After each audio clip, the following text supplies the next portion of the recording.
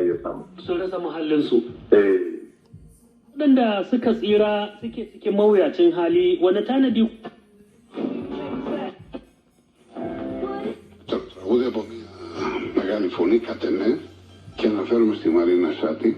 Makon nan ne Mr. Trump ya gamu da cikas lokacin da wata kotu a Amurka ta ce shirin nasa na ƙara haraji kan ƙasashe da ke shigar da kaya ƙasar ya saba ƙa'ida.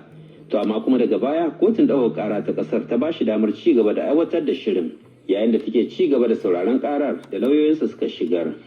Ta gaida Muhammad Anwar Muhammad. To idan muka je na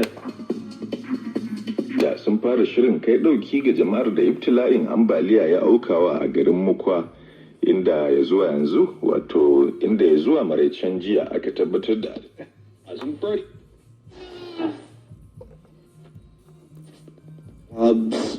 Morris would often boast about having mutanen da suka rasa rayukansu tare da kokarin ganin an tallafawa waɗanda suka tsira. Ba wai kawai abu ne na girma da arziki da al'adar karafa ta Amurka da ma tabbatar da tsaron Slovenia inda ya sanar da wani shiri na zuba jari da babban kamfanin ce zai Να μία να ζήσει και να δημιουργήσει κανείς έχοντας χάσει τη ζωή. BBC.